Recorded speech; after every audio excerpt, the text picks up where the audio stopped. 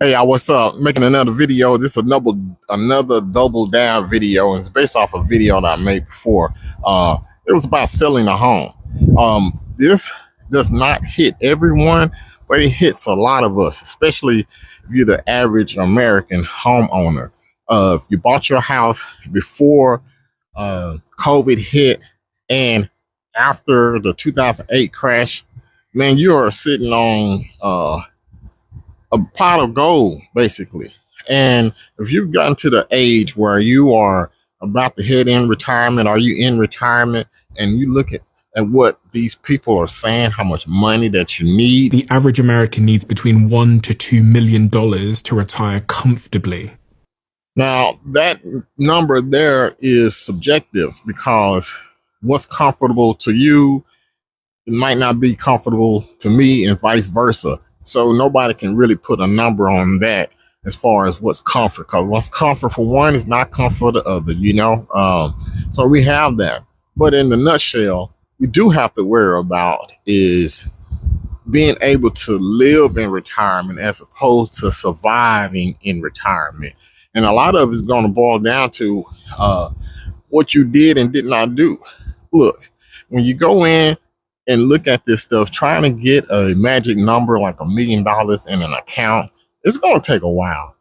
It's going to take 25 years. If you put $500 inside of an investment account that got mediocre to average returns, basically the S&P 500 returns over a 25-year period, look, it's going to take you over 10 years to get to $100,000 mark, and another 15 years to get to the $1 million mark.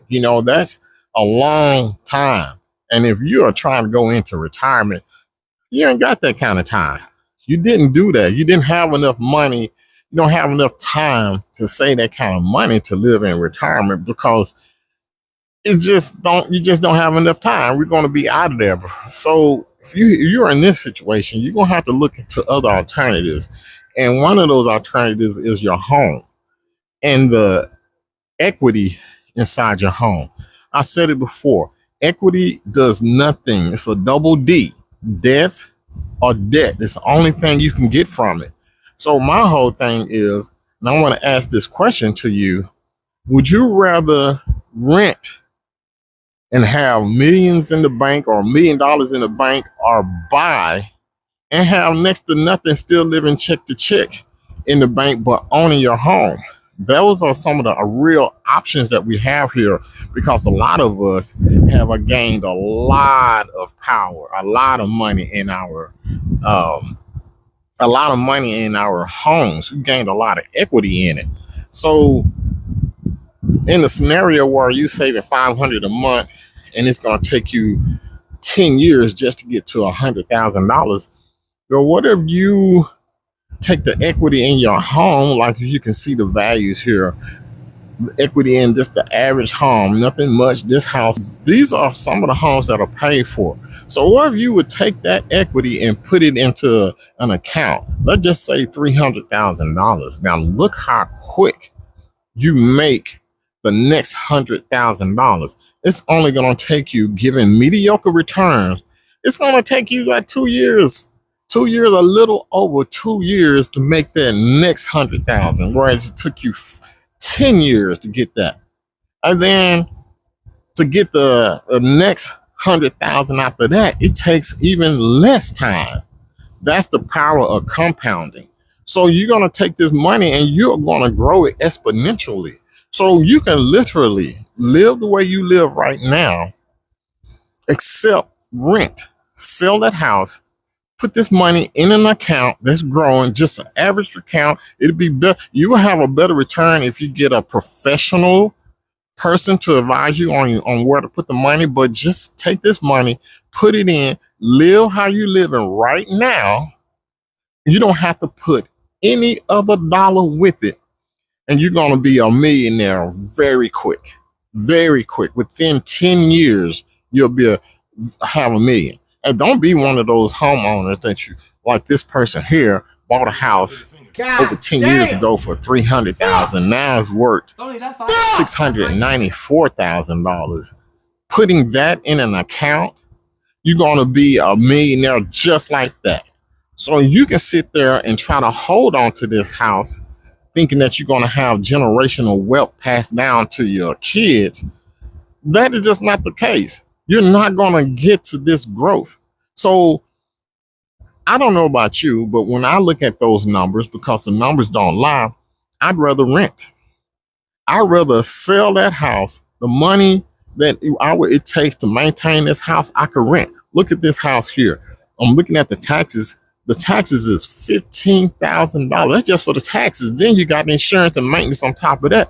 That's over $20,000 a year. You could easily rent a nice apartment. They're like $1,200 for that. And you don't have to be an apartment. It could be another house or a condo or whatever. But you get my drift. You could rent for the amount of money that you are paying to maintain this house, and you can still live how you live right now, but you're going to have exponential growth. That's because you're taking all that money that it have took you years to maintain or to grow from a small investment. You're already there.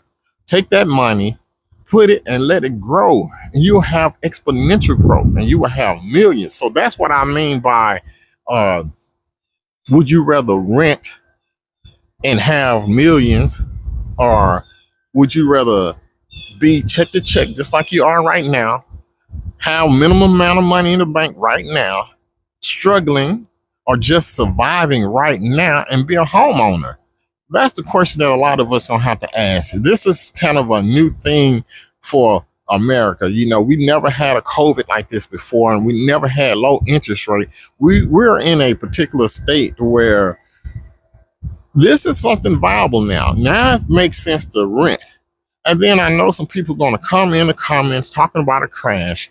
I want to show you this right here. Look at the home value here. This thing skyrocketed up into 2008. It crashed all the way down next to where this house, this is my own personal house that I bought. This value went all the way down to where I bought it at. After 13 years or so, after over 10 years, 15 years, however long that was, this crashed all the way down. But yet today is $315,000. That's the same thing with the stock market. You don't lose till you sell. It's gonna go up and down, and your home's gonna go up and down too. You know, so it's not that the stock market can crash. Your home values can crash. And that's the perfect example of it. So that's when you get to this level, this is a viable option for you. I don't get caught up into what people say, like needing $1 million. I don't think you need $1 million. What you may need is the income that $1 million produce. And you may be closer than you think you are to that level, in which I explain in another video. This is not financial advice. This is financial awareness. And I'll see you in the next video. Peace.